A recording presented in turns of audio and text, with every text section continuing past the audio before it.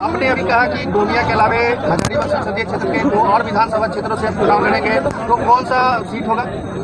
देखिए, मांडू और रामगढ़ में से वो सीट होगा। और ये चुनाव, चूँकि ये सत्य है कि फिलहाल जो हमारी राजनीतिक पार्टी है उसमें जहां हम चुनावी मैदान में होंगे उसकी बाकी की जो सीटें वहाँ पर असर होगा। जैसे मैं गिरिडीह में लड़ रहा था, असर धनबाद में हुआ, असर हजारीबाग में हुआ, असर रांची लोकसभा में हुआ।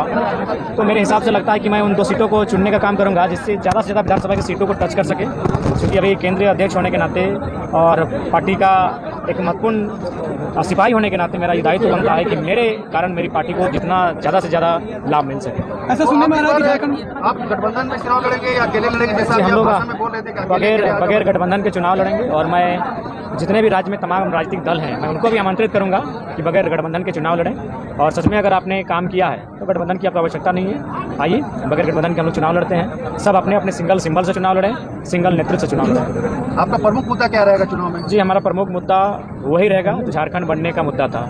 अलग पहचान, अलग परिभाषा, स्थानीय नीति, यहाँ के युवाओं को रोजगार, यहाँ के किसानों को उनके खेतों की सुरक्षा, उनके गांवों की सुरक्षा और तमाम जो विस्थापित लोग हैं उनके लिए बेहतर पॉलिसी, ताकि भविष्य में उनको विस्थापन का दंश ना झेलना पड़े। जैसा कि अभी आपको चुनाव चिन्ह आवंटित हो गया है कैंची छाप, इससे पहले आप निर्दलीय लड़े गिरिडीह लोकसभा क्षेत्र से, तो आप ऐसा मानते हैं कि जब चुनाव चिन्ह मिल गया तो चुनाव में फर्क पड़ेगा? बहुत फर्क पड़ेगा।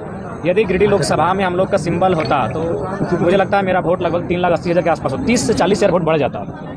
तो ये फर्क पड़ता है। एक विधानसभा में 30-40 हज़ार वोट हम लोग का बढ़ता और 8 या 24 यानी और 2.5 लाख 3 लाख वोट हम लोग गेन करते। यानी जो 8.5 लाख वोट लाए हैं वो शायद 12 लाख वोट होता। हारते हैं कोई अलग बात है, लेकिन वोट परसेंटेज में अंतर होता है। दादा, अंतिम सवाल है, अब मौसा को बहुत टारगेट कर रहे हैं, सरकार को कम टारगेट किए। नहीं, जिनका जो विधानसभा होता है मुख्यतः उनको हम अपने निशाने पे रखते हैं। और निसंदेह जब कल हम जिस क्षेत्र में होंगे वहाँ के जो स्थानीय नेतृत्व होंगे मैं उन पर सवाल करूँगा। टारगेट नहीं, मेरा सवाल है। आज सभा करते हुए मौसा जी का पूरा काला झंडा लेके बैठे थे, तो क्या बताइएगा थोड़ा? देखिए, ये केवल मौसा जी का ही नहीं है, एक हमारे एक RTI स्पेशलिस्ट हैं। उन्होंने RTI किया था, कुछ सवालों का उत्तर ईडी से भी मांगा था। उस सवालों के उत्तर में सारी चीज़ें उनको प्रोवाइड करवाई गई हैं। कहाँ किस नेता की संपत्ति है, किस प्रकार से वे जनता की आंखों में धूल झोंकते हैं, उनका बाकायदा बिल्डिंग सहित सारी चीज़ें यहाँ इंक्लूड की गई हैं। उनका जो चुनाव का घोषणा पत्र था उसको और उनकी संपत्ति को भी मिलाया गया है। तो ओवरऑल इस इन्फॉर्मेशन में केवल एक नहीं, झारखंड के लगभग 1 दर्जन आधा दर्जन विधायकों का, सांसदों का संपत्ति का ब्यौरा मांगा गया है,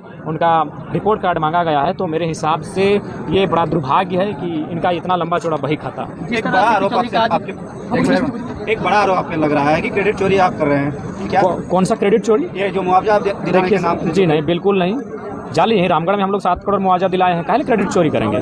देखिए, आप स्पष्ट, मैंने अपने भाषणों में कहा है कि 2 साल हम लोग का सफलता और असफलता के बीच व्यतीत हुआ है। कहीं सफलता मिली है, कहीं असफलता मिली है। तो जहाँ अगर आप हम पे आरोप लगा रहे हो, हमारी असफल कहानी है। असफल होना गुनाह थोड़ी, हम लोग बिना किसी पद में रह के प्रयास किए हैं, कोई क्रेडिट नहीं है। आप रामगढ़ में पूछिए, हमको लगता है रामगढ़ में केवल रामगढ़, मांडू और रामगढ़ विधानसभा में हम लोग 7-8 करोड़ मुआवजा दिलाए हैं। तो जाइए उन परिवार को 1-to-1 इंटरव्यू ले लीजिए। हमने तो शुरू से कहा है कि जब हम चुनाव नहीं जीत लड़े थे उस समय 10 में 1 से 2 समस्या का समाधान कर लेते थे। जब हम चुनाव लड़े और लगभग 3.5 लाख वोट ले आए तो 4-5 समस्याओं का समाधान करने लगे। तो अभी भी तो पूर्ण समस्या का समाधान हम नहीं कर पा रहे। तो उसी में से वो एक कहानी होगी कि उस समस्या का पूर्णतः समाधान नहीं हो पाया किसी कारण, बस उसके लिए हम लोग प्रयास रखते हैं। तो कोई क्रेडिट चोरी नहीं। एक्चुअली कुछ मीडिया हाउस, मीडिया नहीं कहेंगे, यूट्यूबर कहेंगे, कुछ यूट्यूबर को इस प्रकार से मतलब पैकेज मैनेज किया गया है। वहाँ अगर जन्म महतो का नाम नहीं होता तो वहाँ वो जाते ही नहीं। यही अगर उनको अगर मुआवजा कोई अगर देखना है तो एक यूट्यूबर है पेटरवार का, वहाँ लोग अपनी जमीन को लेकर मुआवजा मांग रहे हैं। वहाँ वीडियो बनाए ना, देखते हैं कितना साहस है उनका। और एक वो यूट्यूबर है आपका बेरमो का, वहाँ लोग अपनी जमीन को लेकर कोलियरी में मुआवजा मांग रहे हैं, वहाँ बनाइए। वहाँ इसलिए नहीं वीडियो बनाएंगे क्योंकि वहाँ जन्म महतो का नाम नहीं है। ये तो पूरे परिवार के आरोप लगाए। नहीं, आरोप क्या रहेगा? क्यों हम आरोप स्वीकार करेंगे भाई?